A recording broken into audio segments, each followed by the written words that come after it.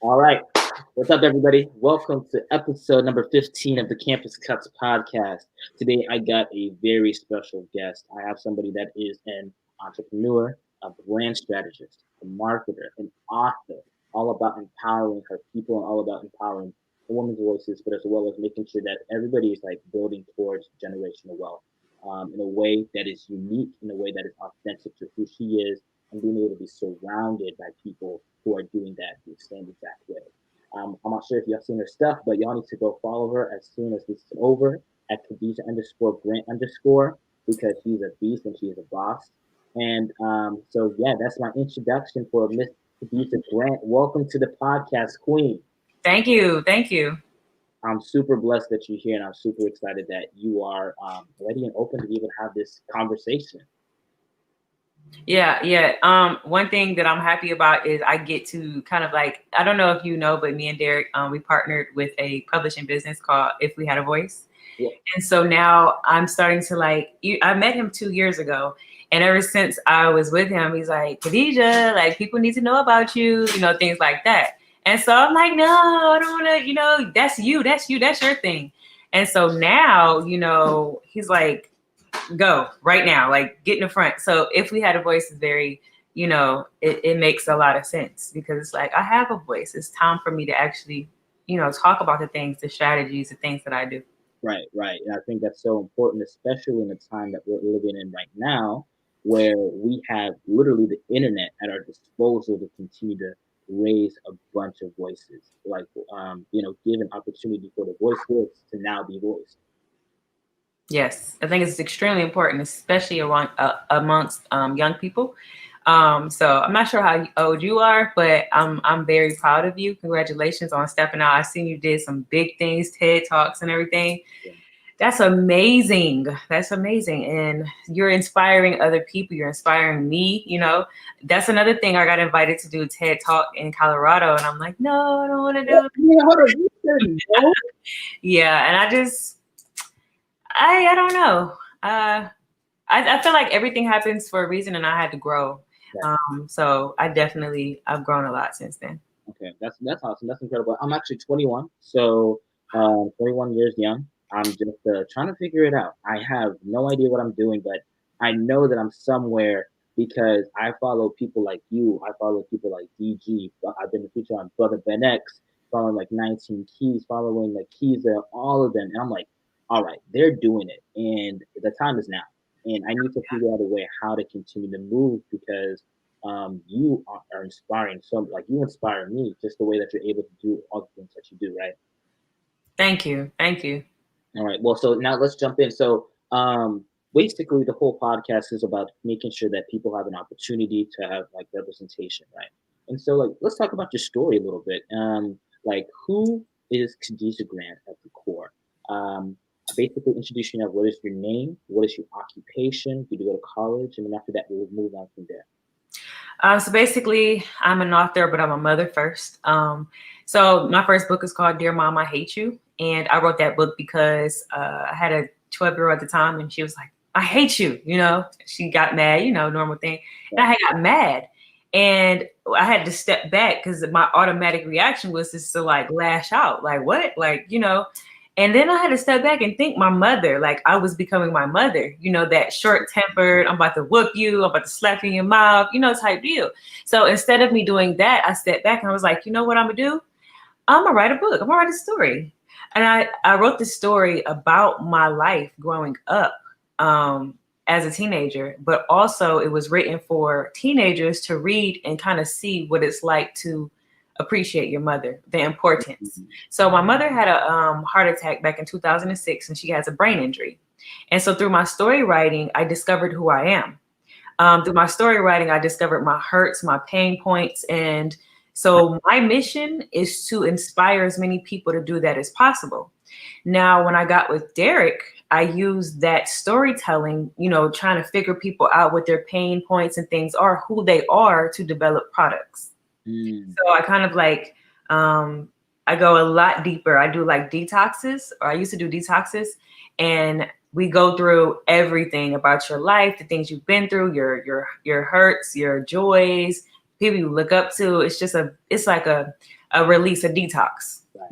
Right. From then we talk about products. So that's what I do. I inspire. I want to inspire people to be their best selves. And to me, it goes back to writing, writing and getting your trauma out, understanding who you are and your purpose. Like you need to find your purpose, but you don't have to rush because I feel like we have many purposes.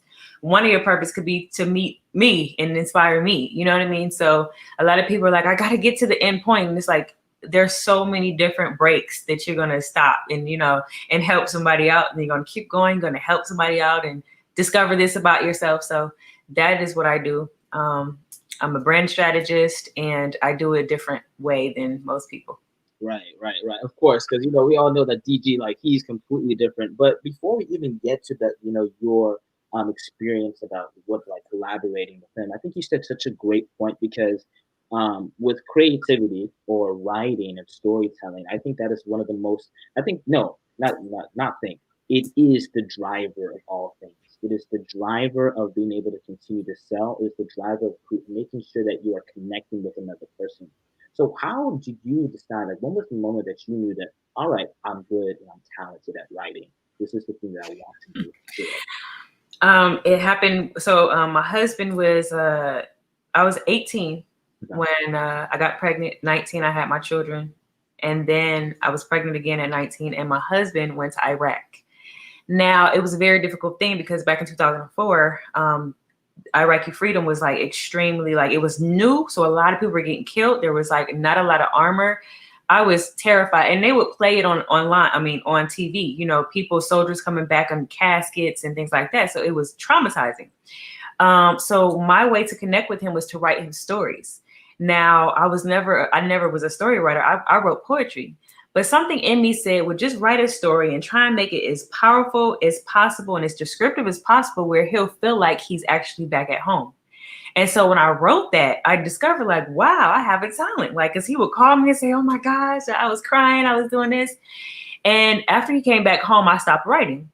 So then I would say back in 2012, 13, I started having these nightmares. So I would wake up and like be paralyzed, and I just having nightmares. I just be crying and crying. And I'm like, I hate this nightmare. Why am I keep having this nightmare? And so my husband, he's like, hey, like, I'm tired of you. Like, get up and go write. And I how you have a talent and somebody keep telling you to do it. You're like, no, I'm not that talented. Well, one day I just woke up and I like ran into my closet. It was a very small closet, very dark. It was the middle of the night. I lifted up my laptop and I just started typing and typing and typing. And I didn't think about it. I didn't have any kind of like doubts or anything. I just was like, I got to get it out. So I wasn't trying to publish or anything. I was just trying to express myself the best I could, literally detoxing myself. So I did that. My husband read it a couple of days later and he's like, you're a good writer. Like, you should write. And again, I'm like, no, I'm not. So I put my writing on his website called Wattpad at the time. It's still Wattpad. And they were just like, wow. So that's when I started to realize, like, oh, I have a talent, not only for writing, but connecting stories. So making people feel the story and experience the story to where they will take action, to where they'll call their mother and say, hey, Mom, I'm sorry. Hey, Mom, I love you. Or, I need to be a better parent, things like that. So that's when I first discovered, like, I do have a talent. Yeah, that is so good to be able to understand that, actually, yeah, talk about that right quick. It's like what, like, too many times we live in a life in a world that tries to minimize us, and we minimize ourselves because we don't feel like stepping on other people's toes, or we don't like taking up space. But then, we're created to take, whether you're a believer in God, I mean, like there's no one with the same DNA out there as you. And I think people need to take as much space and being authentic in who they are. Not me being a bully or whatever, but like you coming in and be like, hey, this is who I am. If you to like it, great, let's roll. If you don't, that's fine. There's somebody else out there. And what was the mindset shift for you to go from I'm okay to all right, this is who I am? And talk about that process and how long did it take for you to get there? It was it took a while actually. And it took for me to be around other people. Like I said, it started off with those people on Wattpad telling me, I wasn't really fed into, like poured into as a child. So I had a lot of insecurities, you know. So once I published a book, I started doing book signings. Now, doing book signings is a total different thing because people are in your face. You have to sell this product. You have to sell it to the point where you believe. And so my first book signing, I sold 300 books in like 2 days. And this one woman came up to me and she was like, you know, I'm kind of blind or whatever, or I'm legally blind. And she was like, you know, I want to get your book. Do you have audiobook? I said, I don't. I said, but I do have ebook and you can listen to it, you know what I'm saying, on Kindle. And she said, okay. So I gave her the Kindle for free. She bought the book. She came back home. She came back the next day. She was about 65, 68 years old. She came back the very next day to my table and she's like, I want 10 more. And I was like, 10 more? Like, I was just like, oh my gosh, right? And she just was like, you touched me so much that I want to present your book to my book club. So she went to the book club and then she invited me to the book club, and just hearing people's stories. And when you see the impact that you're making, you just be like, why am I playing small? You know? So I believe a lot of people are afraid to get up and get out here because they don't get out here. You know, once you start to discover your talent and start showing people, and not saying that you have to show people to know who you are, whatever, but it definitely helps. That's such a good point because I think I'm in the same situation here. I didn't necessarily think that this idea would gain as much traction as it did, you know, because I'm like, why would anybody listen to me? Why would anybody want to do any of this stuff? Or like, why would like they even care? Like, why would you want to like take a kid like, oh yeah, like I would love to be able to go on this broadcast with like a 21 kid I don't even know, right? And but it's so crazy to see the snowball effect that you taking the chance for somebody like for yourself and seeing that another person is being able to be inspired to do something similar or do something like, hey, they might not doing that, but because they see you putting in the work and having the work ethic, they get to move into their passion. And I think that's the whole essence of our whole being in life, to be able to do that, to inspire somebody. Like Nipsey said, I'm not sure if you knew him since you knew DG, but he said the greatest act is to inspire, right? To aspire to inspire. Mm-hmm. But like, see, but sometimes, so my only qualm with like inspiration and motivation sometimes is how it is definitely can get overplayed. And, you know, for you, somebody in the field of inspiring and motivating people, how are you able, how are you able to shift through that industry and not be called corny? Because I know a lot of people like they make fun of like motivational videos and all that. So I wanted to get your take on that. Just being genuine to myself. One of the things that I don't do is I don't read a lot of fiction books. I don't read fiction books, right? So I don't have the voice of fiction writers. Right. I don't consume them.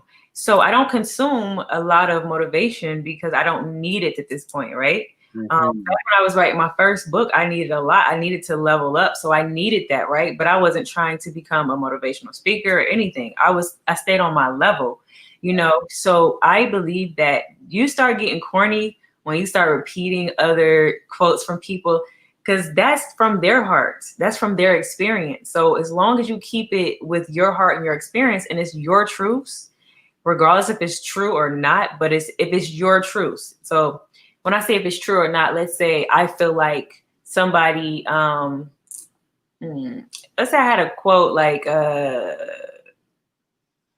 everybody should sit at the table and eat, right? That might not be the right motivation. It might be, hey, everybody need to have their own, carry their own weight, right? But it's my truth because it's something I experienced. Do you get what I'm saying? Mm-hmm. So if it's my truth, it could connect to somebody that's on that level to where they're like, yeah, I feel you. And then maybe 10 years down the line, they say, you know, I can carry everybody's weight. Do you get what I mean? So everybody have different levels, but I just think as long as you keep it true to yourself at the moment, and feed yourself positivity, I think that, yeah, it's not corny being yourself. Like, you are who you are. Just don't copy people and don't consume so much that it comes out and you be like, that's Eric Thomas. Right. That's Elliot Hulse. Like, right. In a world that produces carbon copy people, right? And like, so with that, like, this now my follow up question for you is, did you ever like receive like a college education? Did you ever go to college or like? I have like my associate's degree, so I had 2 more years to get my bachelor's, but I didn't want to go to college. Like I fought and fought and fought, and then I just said enough is enough. I just want to explore who I am, and without any kind of boundaries, and I want to explore this world and the things that I want to do. And so I started doing websites. Right. Like I literally jumped into everything I could possibly jump into. So yeah, that would have been a bad decision to finish college for me personally. You saying that, and I know like the majority, well, some of my audience is particularly college kids, right? But I think just with the way that COVID-19 just really switched and all this remote learning and everything, um, I actually had one of my friend, a colleague of mine that came on, and we were just discussing how college is kind of a scam now at this point. Well, if you are trying to do something on your own and trying to build something, if you want to be a doctor, if you want to be a lawyer, if you want to do any of that, there's value in education. There's education everywhere. But in a system that is indoctrinating people to live out and to be carbon copies in order to fulfill like a big corporation's, duties, I think that's wrong. Like that's insane. It's insanity. Yeah, absolutely. I will not. I told my children. I used to be like that though. I used to be like college, college, college, because that's how I was raised. Right. So I made sure my children went to the best schools, and I homeschooled them at some point. I was like, I need you to go to college. I want you to finish early, and da da da da. And then it just when I started finding my passion and how it started kind of like making me feel a different energy, it was just like, Hmm. oh wow, like this is what living is about. I'm feeling a high off of life. I never felt a high being in school. So I want my children to experience the high of just being free. To me, that's ultimate freedom. Obviously, you have to study and learn how to maneuver the world. You cannot, just say, hey, I want to, become the next Mark Zuckerberg and don't study coding or marketing or, get out there and go to network and things like that. You have to work on yourself. But I mean, it's hey, this is a playing field. Life is a playing field. Right, right. And I really think that COVID-19 really helped or really opened things up. And so, like, how has COVID-19 affected you? Like, what was like that transition? Because, like, I mean, what DG always says, like, uh, everybody, because I got the post-Trump pack. I sent it to my friends. I sent it to all of them, and I was like, "Yo, guys, need to read this because this is the moment that a lot of people have been waiting for." Like, Right. everyone's talking about 2020 vision, everything's gonna shift, my life gonna change. Well, it did, and those who were prepared, they're thriving, and those who were not prepared, so like, God bless them. Like, it sucks. It sucks. And so, like, from you and your end, like, how has the COVID-19 transition been? Just navigating the world. It opened up my eyes to the point to where I see things differently. So I just bought some like $150 worth of seeds to garden. I got my pistols. You know what I'm saying? So it's weird because I've been around Derek for 2 years and he preaches this. And I'm like, marketing, marketing, marketing. Let's just get this business. And I'm like, oh my gosh. Not only that, but you have to believe in yourself in this type of, climate. You can't depend on a job anymore. So now you have to believe in yourself enough to say, hey, I'm gonna be at home. I gotta create. I have to believe in myself that I can make money. Like your whole mindset has to be different because most people don't have that job security anymore. Yeah. But working with Derek, we've made the most money we ever made. So it's crazy because it's like we were prepared. Like all of the marketing strategies that we used before, I mean, we were doing it. So it was the weirdest thing in the world. So yeah, Yeah. changed And my life greatly. really, and then so like, in the terms of marketing, you said that you do branding differently.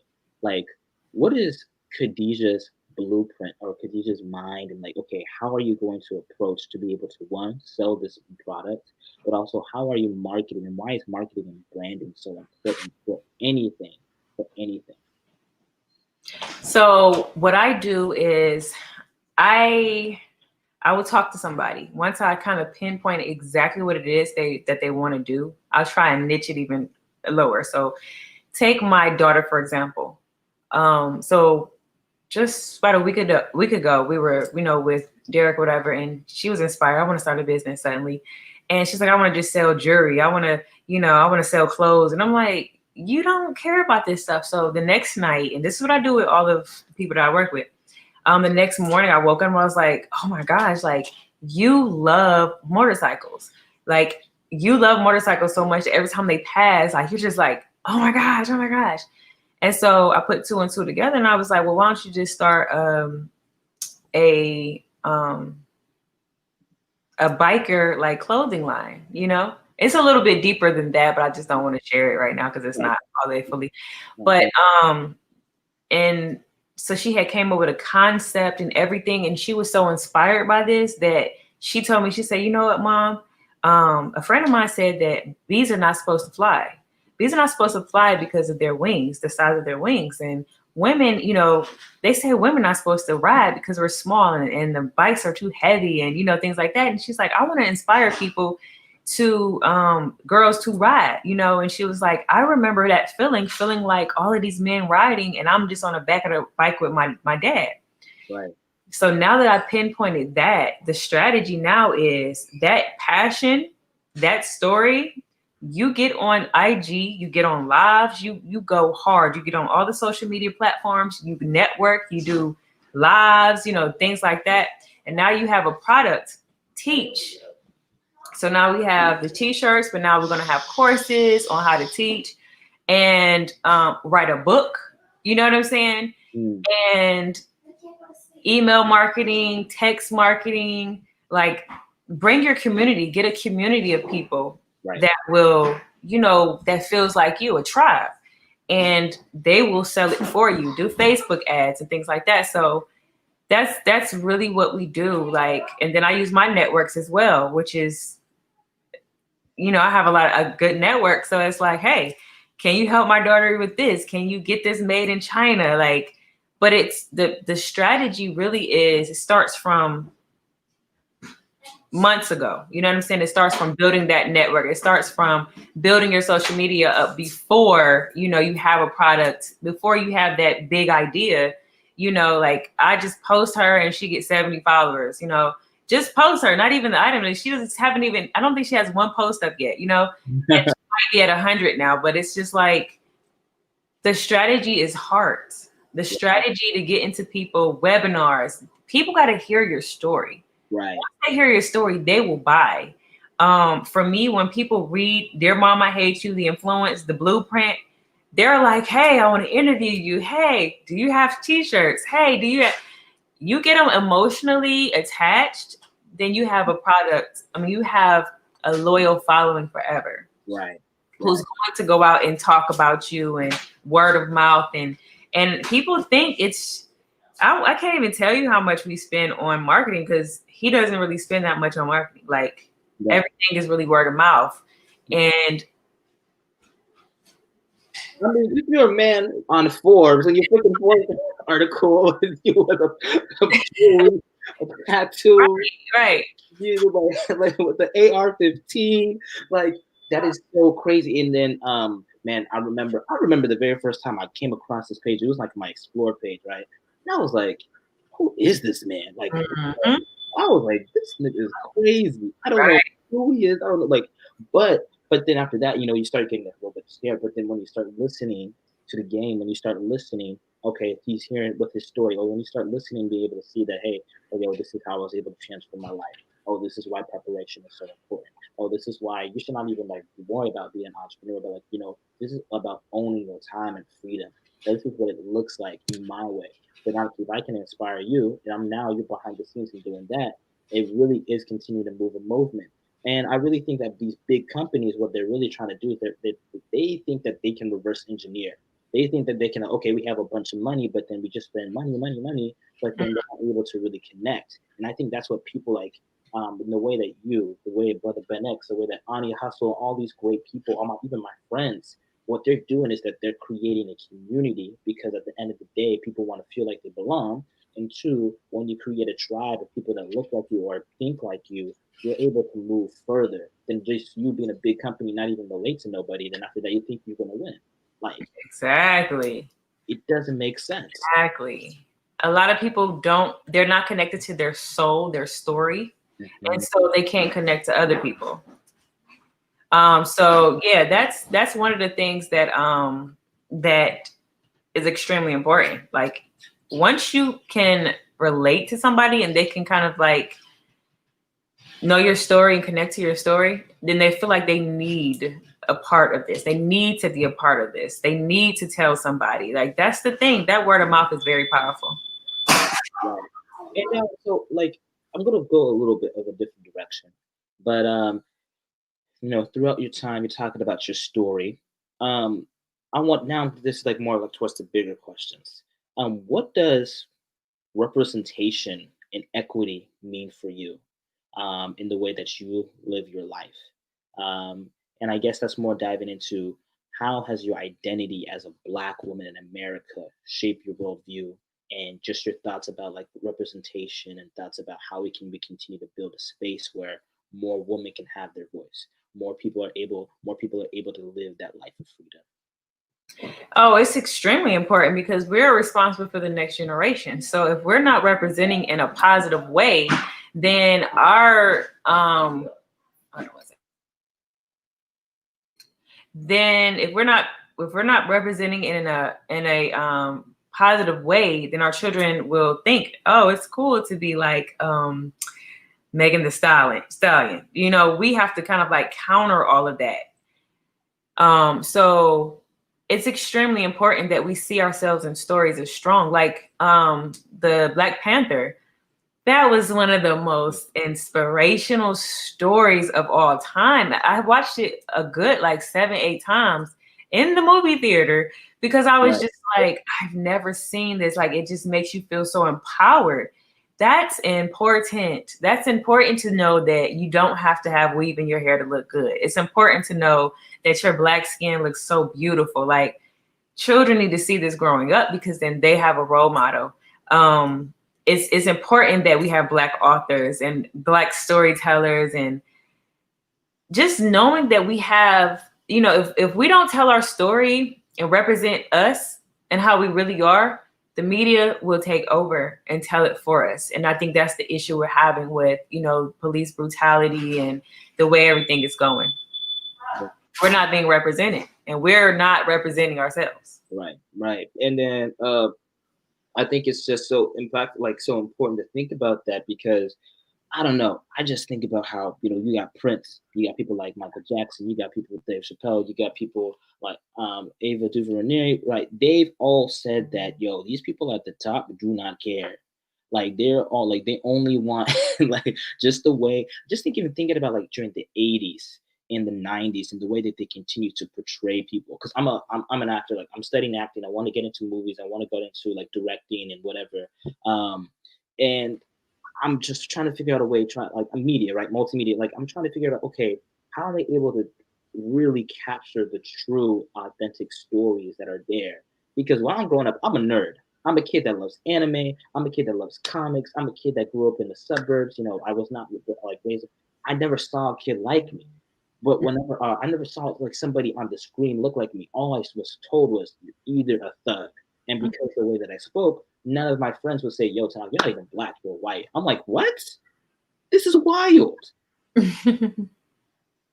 And I really think it's so important for us to truly understand the idea of like I hate the word diversity, but like creating equitable spaces for us to truly belong. Because if we or to be heard, and I think that you doing this publishing company, with DG and everything is so important because, um, I mean, shoot, y'all are independent, and now you're partnering with a publishing company that just opens up like so much more. I think that's insane. Yeah, yeah.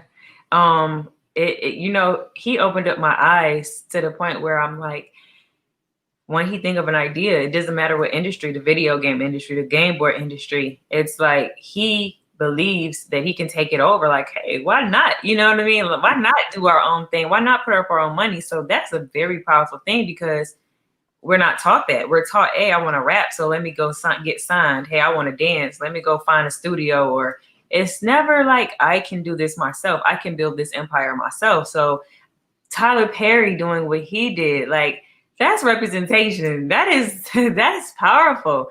So yeah, that's definitely the goal, to not leave this, earth just saying, "Hey, I was here," but hey, I have some seeds to plant because if I can do it, you can do it too. Hmm. Yeah, there's just the idea of paying it forward and creating, like, just allowing people to really be moved by what you're doing. Mm-hmm.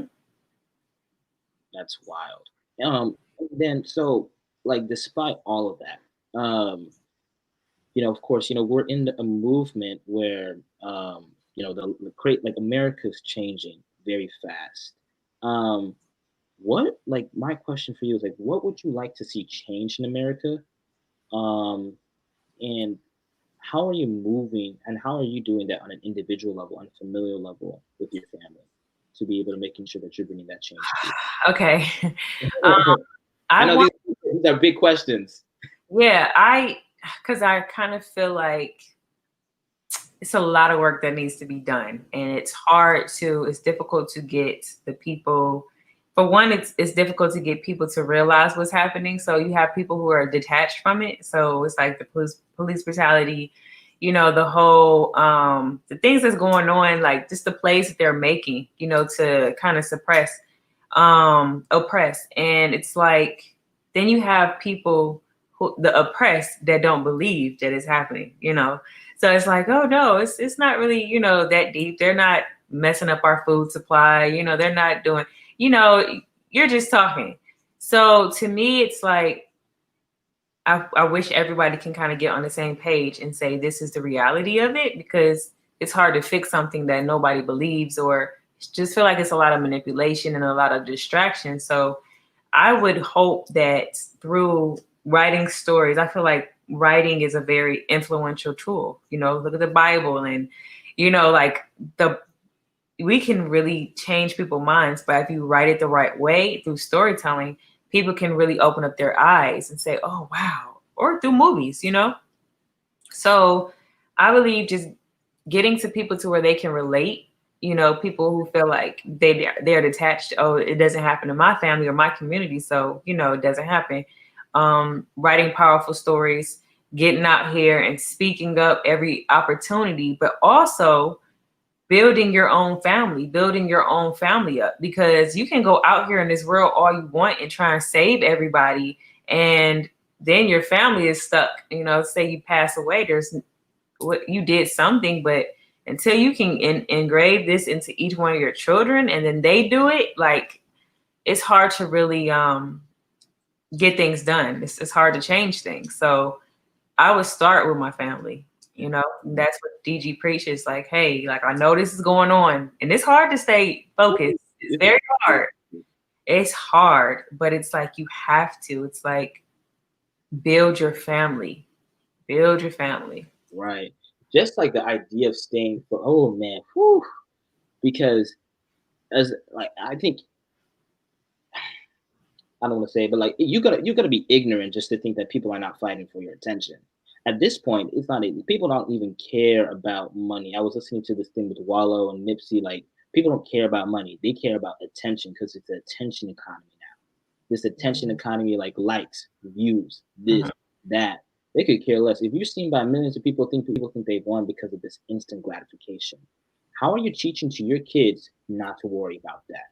Because I know all of us, like, I think everybody can at one point in time can, like, oh man, shoot, I didn't get enough likes on this. I'm gonna take this down. Or, oh man, I'm not really necessarily sure like if this is going, like, will anybody like this? And our mission and our purpose is being taken away by all these platforms.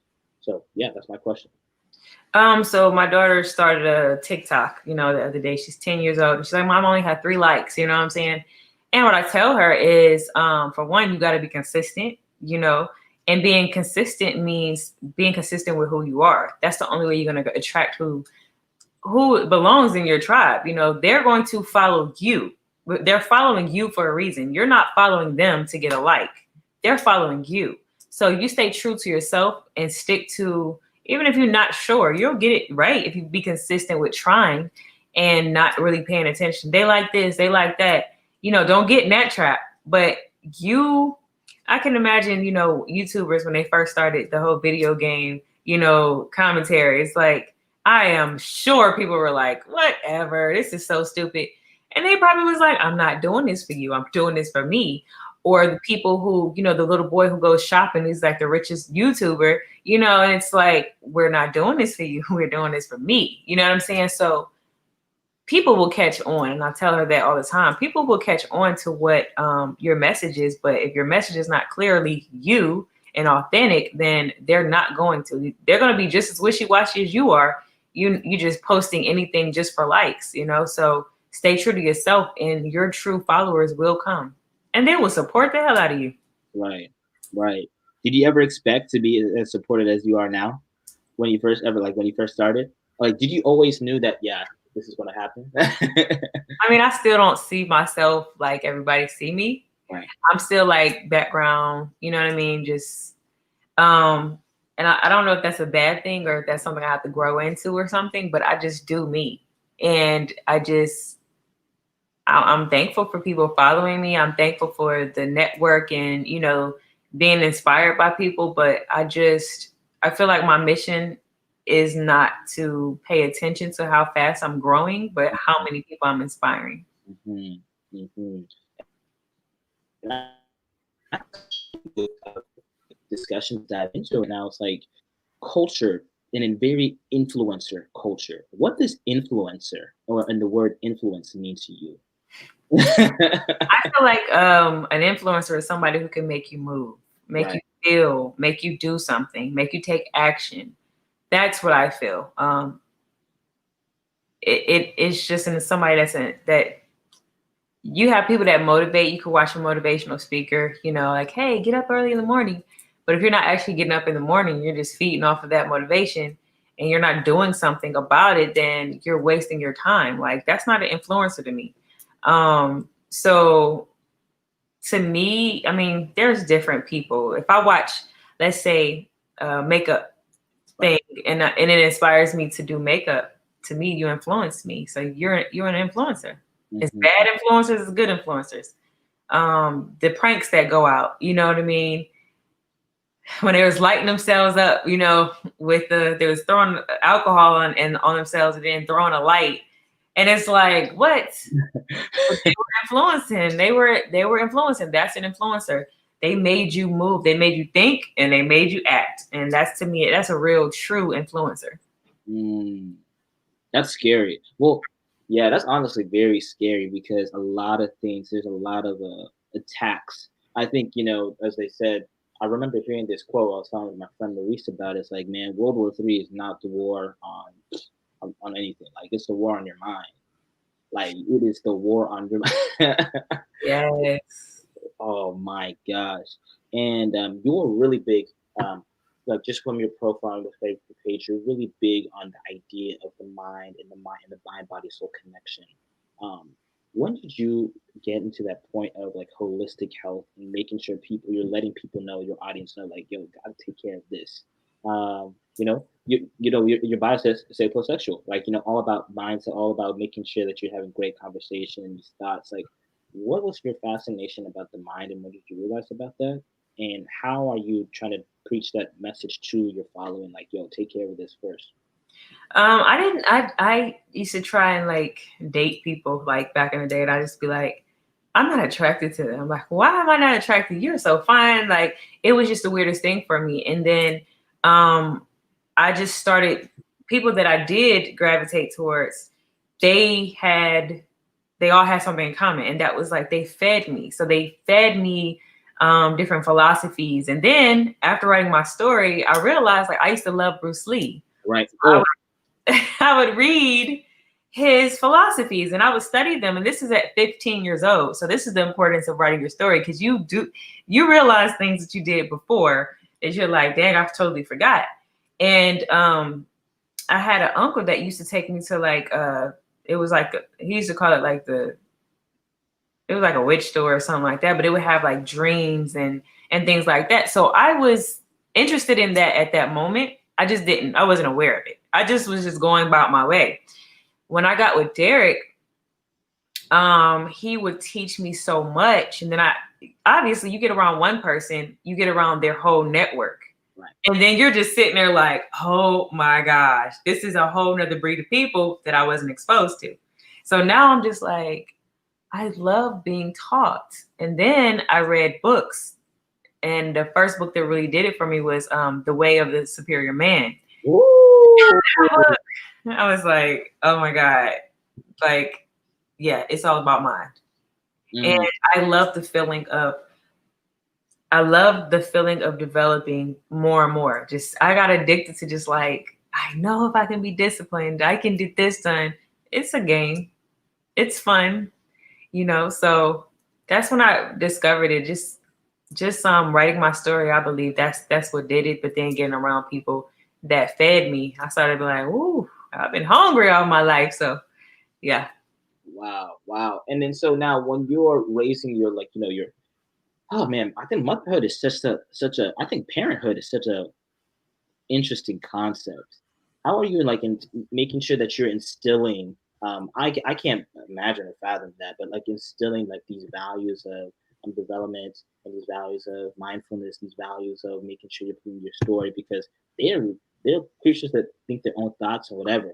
But I know that we're heavily influenced by our parents, and whether we come from traumatic backgrounds, we have to then undo the work and then after that fix it up and make sure that we're leaving it forward for our kids to do better than where we came from, right? So after I wrote Dear Mom, I Hate You, I had a book signing, a big one in Atlanta. And it was like a month or 2 months out. And my daughter was like, I want to make money, Mom, I want to make money. And I said, well, why don't you write a book? And she was like, I don't know what to write about. I said, write about whatever's on your mind. She was like, well, I'm scared. And I said, you don't have to be scared, because I don't care if you cuss. I don't care if you're killing somebody. Whatever your truths are, write that.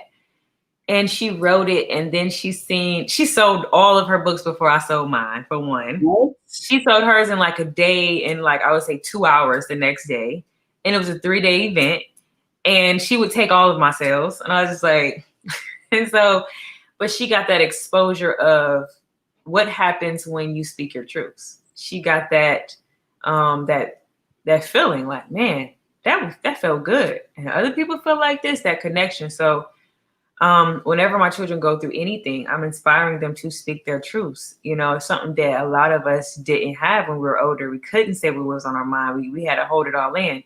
I try to make them pay attention to how important your mind is rather than shoes.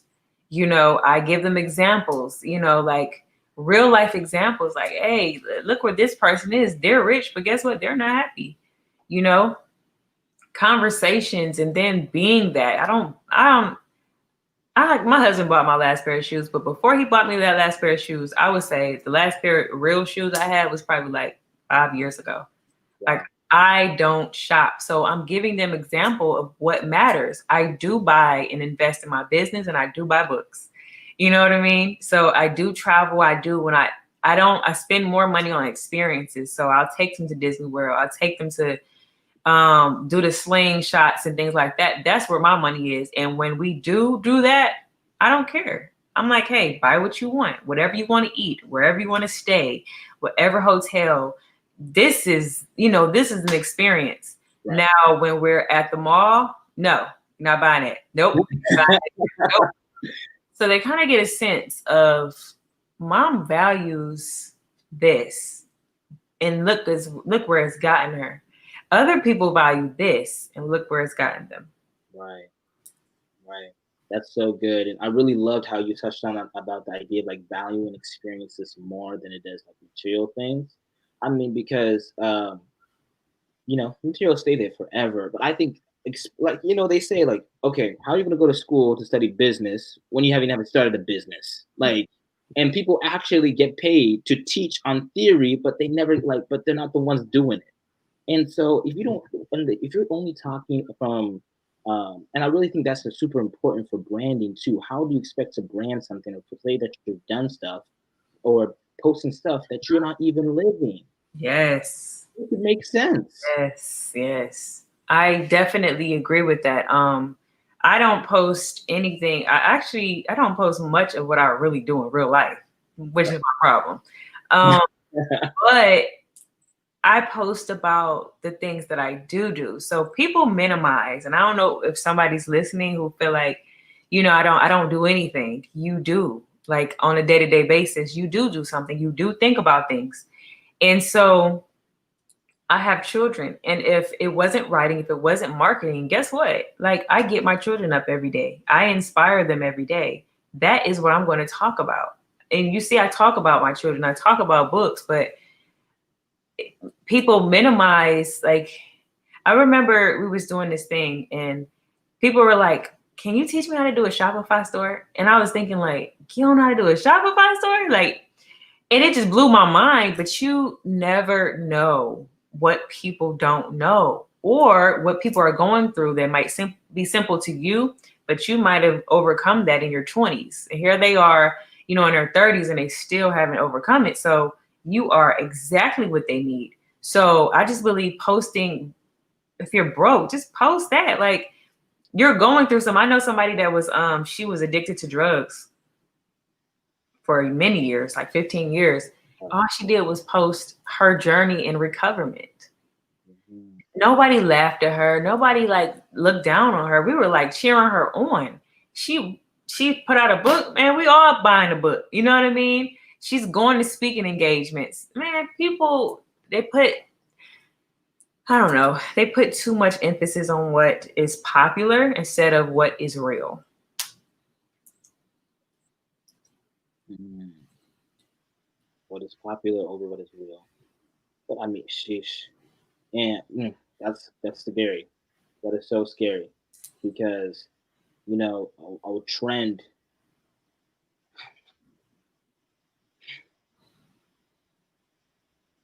When you live to be a trend, it is easy to be forgotten, and then after that, you lose your identity, and then that causes people to put some people in a position where um, they don't feel fulfilled.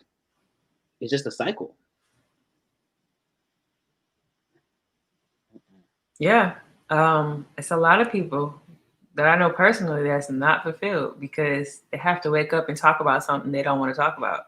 They have to keep this facade up. And it's like after 5 years, you're just like, oh my God, I don't want to talk about this anymore.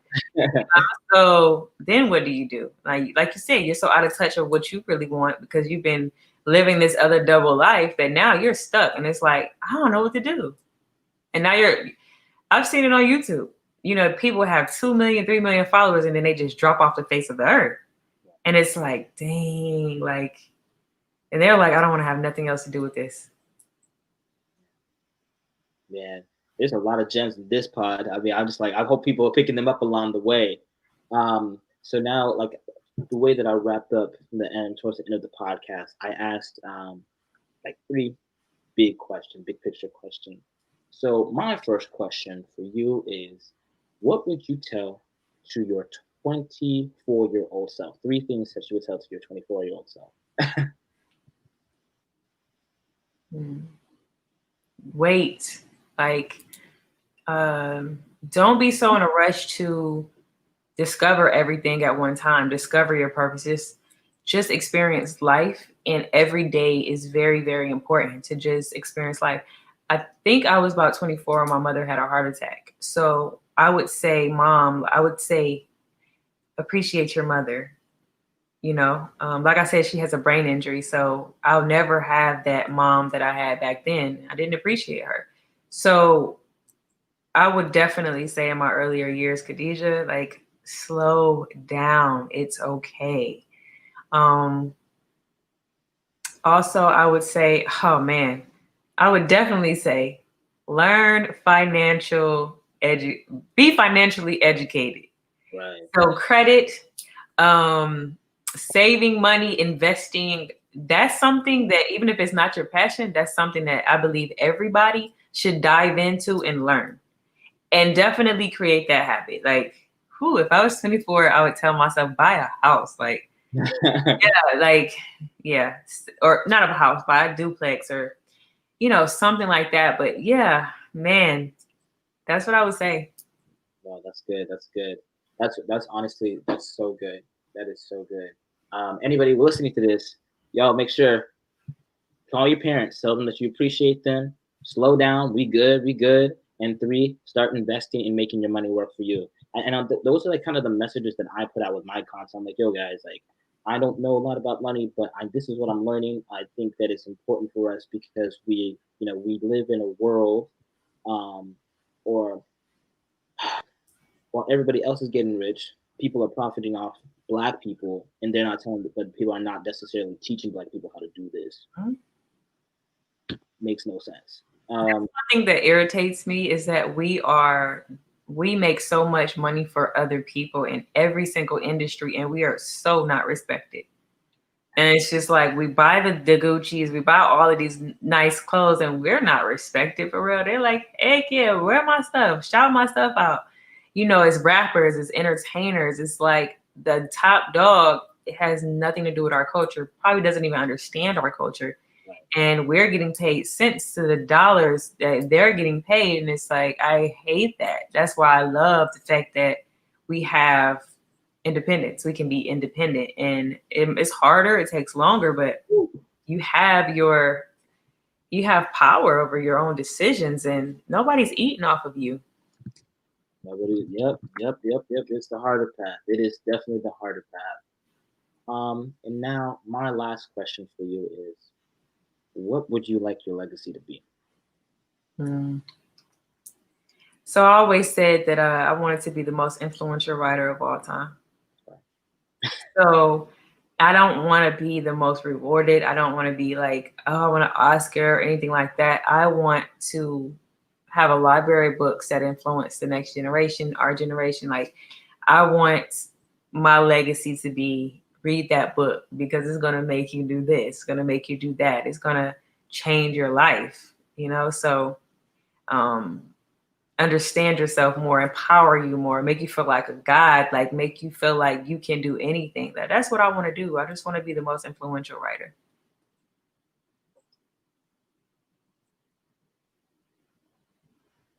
Amazing. This is my last segment of the show. It's called the Speak Life segment. Me as a believer, as a Christian, I believe like I take the scripture from James. Um, there's death and life in the power of your tongue. And I think you and I both know that there's so much power in the word. So here we go. I'm gonna splurge the words on you, Miss Khadija Grant. I just want to say thank you so much for all the work that you've been doing. Thank you for being a representation of equity, of embracing your being, your individuality, you being able to network and collaborate, and you sharing the message of what's important for you, to pass on to the next generation. Thank you for being an inspiration to me and for all the people that you have touched that they know you and the people that they don't know you. Thank you so much for all the things of who God created you to be. And I'm super grateful. I'm super appreciative of you just being able to be on the podcast, for you just going ham and betting on yourself and doing the things that you love, and just you enjoying the fruits of your labor. I bet a bunch of people tell you that they're proud of you. I'm proud of you. Your family's proud of you, and I just pray that you hope that you have such a blessed day. And there's nothing but love outpouring from my end. And I love all that you're doing. Thank you so much. Thank you. And please continue to give a voice to the voiceless and the people who, can really make change, and just everybody. Everybody has a voice. So I appreciate you. Yeah. All right, everybody. That is it for episode number 15. And we are out. Peace.